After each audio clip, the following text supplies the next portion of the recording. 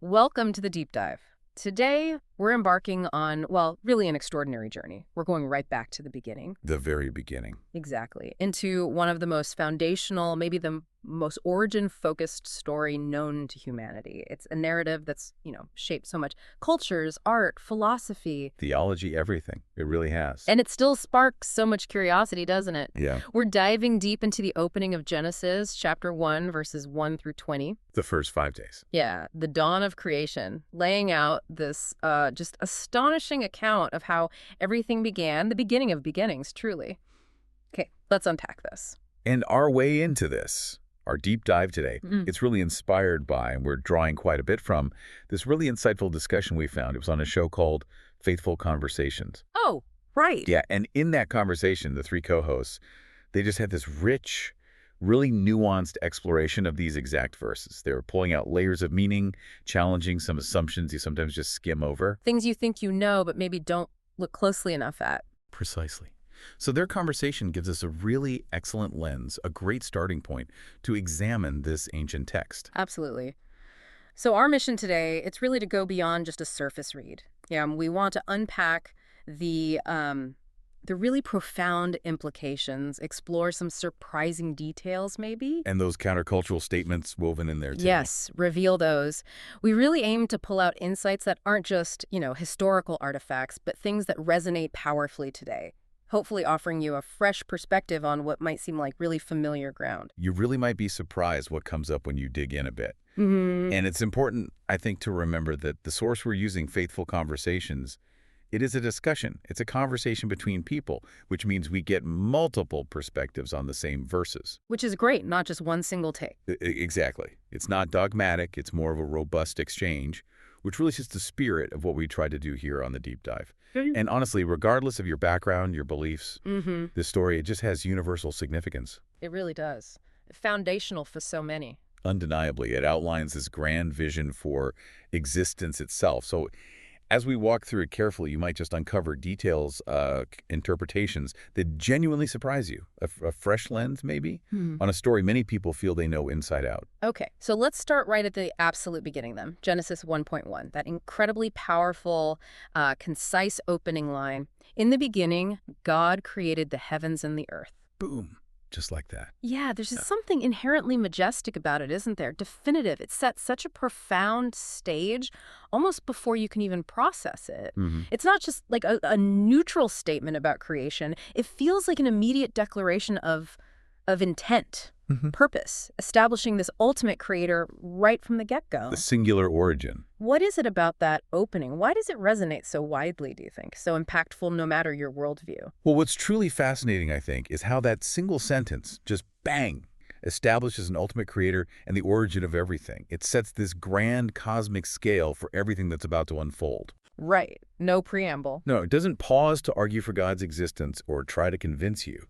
It just states it, assumes it as the starting point, the premise. Yeah. And like you said, it's not just about creation. It's a statement of purposeful creation. Purposeful, yeah. It inherently suggests that everything we see, it has an ultimate source, maybe an underlying design, a reason for being. That immediate declaration of a divine, purposeful act right at the start, it just primes you for a universe that isn't accidental. Not just random chance. Exactly, but one that's intentional, maybe meticulously designed. It's a foundational idea that echoes through all of Genesis and, well, frankly, through many other sacred traditions too.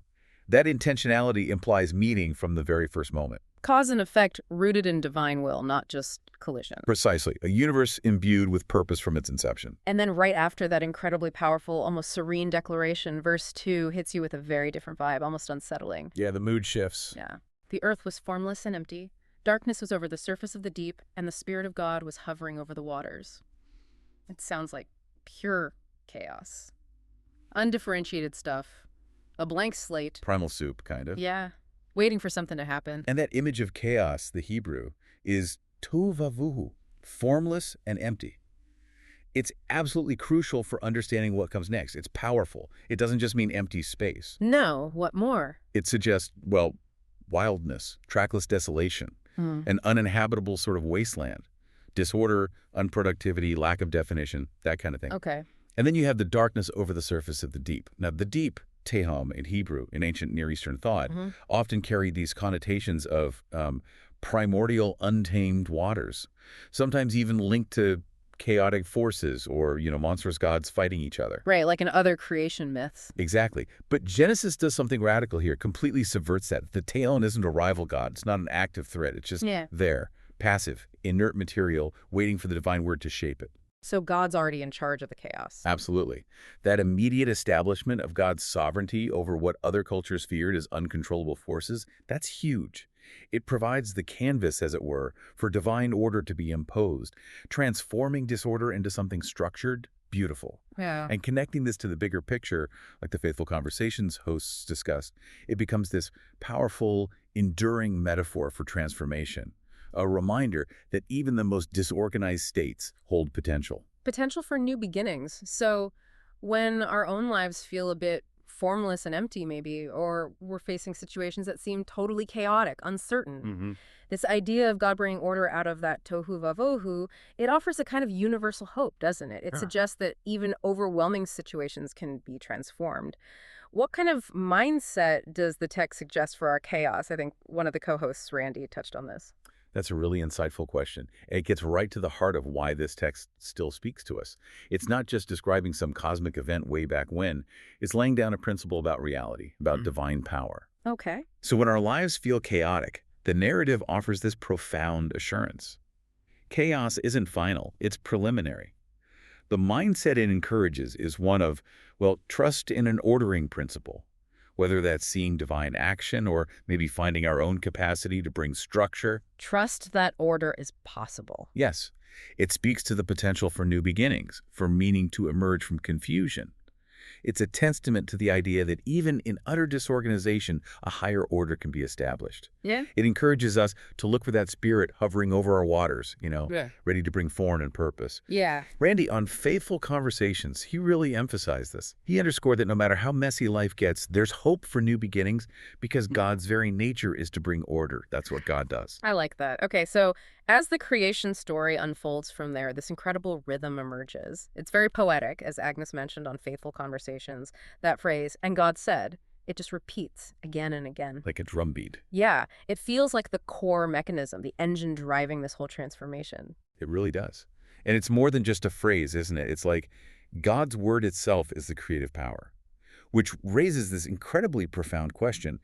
What does it mean for words, for just speaking, to have that kind of inherent, transformative, world-birthing energy? Right. Words as action. Exactly. In this story, words aren't just descriptions or commands people follow. They're the force that brings reality into being. It's a divine fiat, an immediate, absolute act of will that manifests physically. Yeah. And that rhythm you mentioned is undeniable. God speaks the command. Creation responds instantly. Instantly, no resistance. And then, crucially, God looks at it and sees that it's good. The divine validation. Yeah, the stamp of approval on each step. It's a pattern, as Agnes articulated so well. Yeah. Intentionality, decisive action, and then affirmation. It lays the groundwork for a world that's inherently good and purposeful right from the start. And it kicks off with something so basic, so fundamental. God said, "Let there be light," and there was light. Yeah. It's like that. So immediate, so direct. No struggle described. No hesitation, no process, command given, response absolute. Light just is. And that immediate, unmediated response, it just perfectly illustrates the directness, the unchallenged nature, the sheer omnipotence of the divine command. There's no delay, no pushback from the chaos, no complex engineering needed. It simply is. Establishes God's power right away. Absolutely, over the most fundamental things. Dispelling the darkness, starting to bring definition to the formless. And the simplicity yet profound power of "let there be light" makes it one of the most iconic lines anywhere, really. Okay, now here's where, for me, it gets really interesting. And it's a classic point of discussion. The Faithful Conversations host definitely dug into this one with enthusiasm. A light paradox. Yes. Light is created on day one, seemingly out of nothing. But the sun, moon, and stars, the things we think of as light sources, they don't show up until day 4. How do we even begin to interpret that? It's always felt like a real enigma. It's a fantastic quotient. And yes, it's fueled interpretation for millennia, precisely because it challenges our basic common sense understanding of light. We tend to find two main perspectives, and both offer really powerful insights. Okay, what are they? Well, on one hand, there's a widely accepted symbolic view. Scholars, theologians often favor this. It suggests the light on day one isn't necessarily physical light as we know it, but could symbolize God's own transcendent presence. Like divine truth or illumination. Exactly. A foundational, primordial illumination that exists before physical sources. A light not dependent on created things, hinting at a supernatural source of all light. In this view, God is light, and this first act establishes that divine presence. Okay, that makes a certain kind of sense. What's the other view? The other view is a bit more literal. It suggests it was a physical light, just a different kind, a primordial form of illumination that truly existed on its own before the specific celestial bodies were sort of assigned their roles as light bearers for the earth later on. So light itself versus the lamps holding the light. Kind of, yeah. The text implies a distinction. But the deeper significance, and this came out in Faithful Conversations too, wasn't just philosophical. Think about the ancient Near East again. Right. Sun gods, moon gods. Exactly. Light was often tied directly to a sun deity, or was the sun deity. So Genesis, by saying light exists before the sun, is making a huge theological statement. Ah, I see. God is the source, not the sun. Precisely. The sun is just a created instrument for that light later on. This completely reframed how people understood power, dependence, worship, everything in a world full of gods. It was radical. So whether it's symbolic light or a literal different kind of light, the main point seems to be the same. God isn't limited by what we think is necessary, or even by the natural laws he sets up later. Absolutely. God creates light before the sun. That really challenges our assumptions about cause and effect, doesn't it? We instinctively think sun causes light. But here, light comes first. It forces us to think beyond our intuitive human-centric causality. It makes us consider that reality isn't just what we perceive or understand through our senses or science. It implies a creator whose power transcends the very mechanisms he establishes. Like the rules don't apply to the rule maker in the same way. You could say that. And the Faithful Conversations discussion highlighted how this could translate to our lives. When we feel dependent on a specific source for our well-being, maybe a job, a relationship, some resource, this text powerfully reminds us that the ultimate source of all good, all light, all provision isn't contingent on those created things. It empowers us to look beyond perceived limits, to trust in a foundational source that operates beyond our full grasp. It's a profound statement about divine self-sufficiency. That's a really helpful perspective. Okay, so after establishing light, the text moves methodically into structuring the cosmos, turning that tohu vavuhu into something habitable. Day 2, the expanse, the sky, a crucial separation. Yeah, let there be an expanse between the waters to separate water from water. So God makes the expanse, separates the water under it from the water above it, and calls it sky. Right, and this expanse, sometimes translated firmament or dome, wasn't just empty air to the ancient mind. Their cosmology often pictured the sky as like a solid bowl. Holding back water. Exactly. A barrier holding back vast cosmic oceans, the waters above. So this verse depicts God as this cosmic architect, literally establishing order, creating a breathable atmosphere, a clear division between celestial waters, maybe rain, clouds, and the earthly waters below. Making space for a distinct world. Precisely. Establishing boundaries, creating stability. A foundational step before life can really take hold. Okay, that makes sense. So, atmosphere established, day 3 moves to solidify the ground beneath. God gathers the waters, reveals dry land, and then boom, vegetation. It's a beautiful logical progression, isn't it? From cosmic structure to specific life-sustaining elements. Yeah. First, the land emerges a solid platform. Yeah, Carved out of the watery chaos. The stage is set for terrestrial life. But it doesn't stop there. Immediately, the land is commanded. Let the land produce vegetation, seed-bearing plants and trees. the emphasis on seed. Crucial. It's not just static creation. It's creation designed with the built-in capacity for self-propagation, for sustained life, continuous growth, renewal. Wow. It speaks volumes about God's generosity, his forethought, designing a world that could feed itself, replenish itself. A self-sustaining system of abundance woven right in. Each step builds on the last, creating this complex, interconnected, increasingly habitable world, ready for life to bloom. Which brings us meticulously to day 4, a really pivotal moment. The sun, moon, and stars are put in place. Placed in the expanse. Yes, serving specific functions. And this is where the narrative makes that really powerful, almost revolutionary countercultural statement that Faithful Conversations highlighted. Absolutely. If you connect this to the ancient world, it's profoundly significant. Radical, even. Because in almost every surrounding culture, Babylonian, Egyptian, Canaanite people worship the sun and moon as gods. powerful deities controlling everything. Right. Controlling life cycles, agriculture, weather, destiny. Think of the Babylonian creation story. The Enuma Elish, the sun and moon, are active gods, sometimes chaotic ones. Genesis just completely flips that. Yeah, It presents them not as gods to worship, not as independent powers, but as mere creations. Objects made by the one true God. They're simply the greater and lesser lights, like verse 14 says. given specific jobs. Exactly. Specific, divinely assigned functions. Separating day from night, serving as signs for seasons, days, years, giving light on the earth. It strips them of their divine status. Puts them firmly in the created category. Totally. For people living amidst cultures where sun and moon worship was the norm, this was a radical declaration of monotheism. It demythologized the cosmos. These lights aren't forces to appease or fear. They're instruments, tools, serving God's purpose and humanity's needs. Yeah, Agnes from Faithful Conversations really nailed that it's about who's really in charge, debunking those polytheistic beliefs. Unequivocally. That's such a profound shift in perspective. Yeah. Repositioning these massive celestial bodies from objects of ultimate reverence to, well, just created tools. And for us today, maybe we don't worship the actual sun or moon, but makes you think. It challenges modern idolatry, doesn't it? Maybe not celestial bodies, but other created things we elevate too high. Precisely. It's a timeless reminder to check where we place our ultimate trust, our hope, our allegiance. Modern idolatry isn't usually about statues. It's about anything we elevate to the Creator's rightful place. Like what? Oh, it could be the relentless pursuit of wealth, making financial security our God. It could be elevating status or power, thinking that's what brings fulfillment. Even worshiping our own intellect or technology, thinking we can solve everything ourselves. The Genesis narrative invites us to distinguish creator versus created. To recognize that even the most powerful or seemingly essential parts of our lives, jobs, relationships, health achievements, are ultimately gifts within the created order, not the source itself. It urges us to keep perspective on our values. Keep the main thing, so to speak. You could say that, remembering what's truly the creator and what's simply created. Okay, moving on to day 5. Now we see this incredible explosion of life. Sea creatures, birds, the language is so vivid. Let the waters teem with living creatures. Yeah. And let birds fly above the earth across the vault of the sky. Then it mentions the great creatures of the sea, every living thing the water teems with, every winged bird.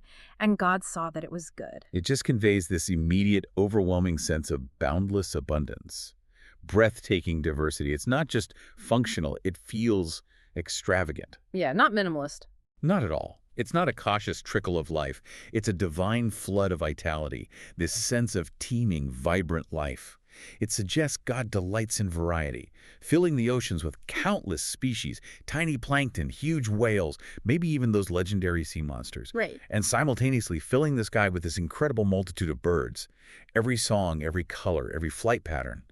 The imagery is just so vivid. It speaks of a creator who's not just practical, but also infinitely imaginative, generous, artistic even. A delight in creation itself. Absolutely. A joy in every unique form and function. And what's really striking about day 5, something you don't see earlier, is God extending a blessing directly to the creatures. Verse 22, God blessed them and said, "Be fruitful and increase in number." Yes. Fill the waters, let the birds increase. This is significant. It feels like a key moment. It really is. This act of blessing, it raises a really important question and gives us a profound insight. Blessing isn't just for humans later on. It's for all creation. So interconnectedness, inherent value. That's exactly what's fascinating here. That deep sense of interconnectedness and inherent value implied. Divine favor, the desire for things to thrive and flourish. It extends beyond humanity to the whole living world. Blessing them to be fruitful and multiply underscores the value of all living things, smallest fish to greatest bird. It signals that God wants life itself to continue to proliferate. Yes, throughout the created order. It directly counters any view that only humans matter. Instead, it's a testament that life, in all its forms, is inherently good, intrinsically valuable, and its flourishing is divinely intended. It suggests a holistic view every part has worth contributes to the abundance. Which really lays a foundation for ecological responsibility, doesn't it? A powerful ethical foundation. It implies that we, created later, are called to respect and care for a world that God himself blessed. Wow. Okay, so looking back at these first 5 days, these carefully crafted steps, there are some really profound themes emerging. Insights from the text and from that Faithful Conversations discussion, too. One that just jumps out is the recurring affirmation. It's good. Again and again. Almost every step, creation is declared good. And that's not trivial. It's a massive theological and philosophical affirmation of the material world itself.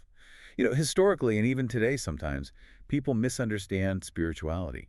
They think it's about escaping the physical, detaching from the earthly realm. Seeing the body or the world as flawed, maybe even evil. Right. But Genesis, right from the start, declares unequivocally that creation itself, the physical universe, reality's fabric, land, seas, light, creatures, is inherently positive, purposeful, deemed good by its creator.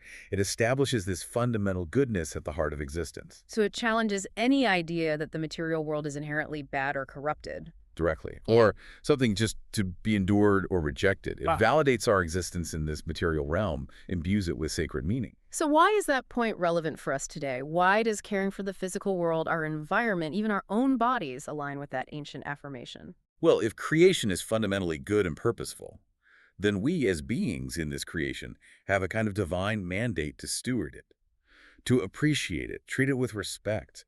It encourages finding meaning within the physical world, not seeing it as just an obstacle or a disposable resource. Unlike some other philosophies. Exactly.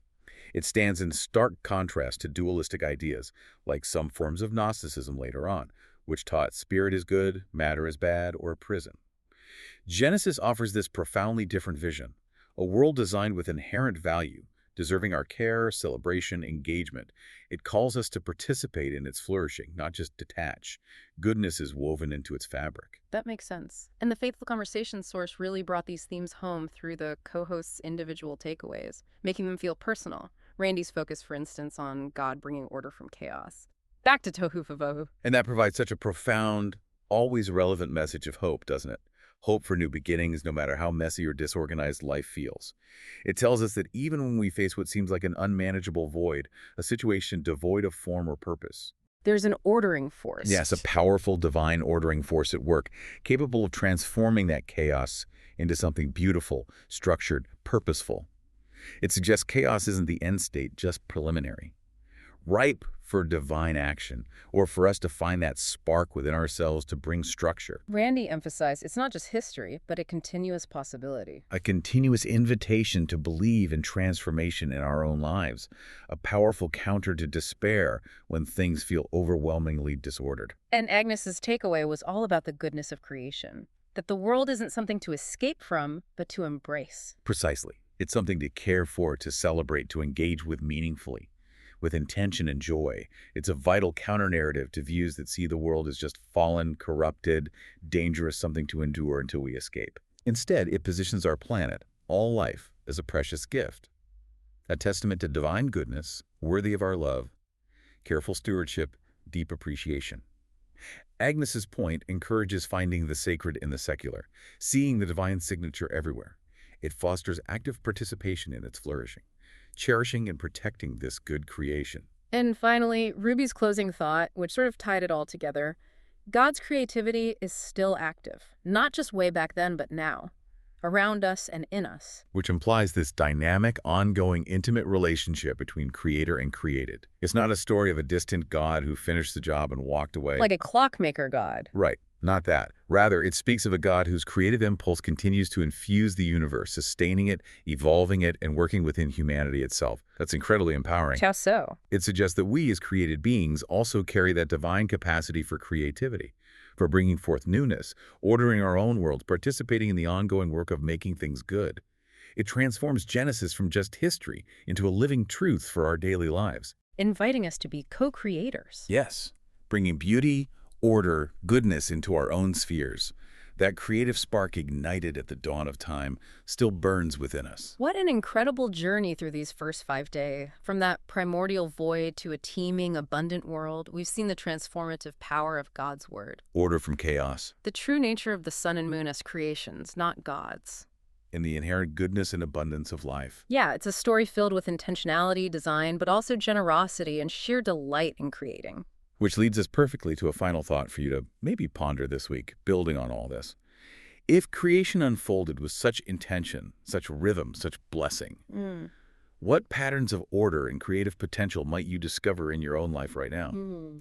Are there any formless and empty spaces maybe in your schedule, your projects, relationships, just waiting for a spark, waiting for your creativity to bring forth something structured and good? That really is a powerful question to sit with. So as you go about your week, maybe tackling a new project, navigating something challenging, or just looking around you, keep that idea of divine creativity and your own capacity for bringing order and goodness. Keep it front of mind. Thank you so much for joining us on this deep dive into Genesis 1.120. We really hope it's given you maybe some new eyes, perhaps a new appreciation for an ancient story that clearly continues to resonate today.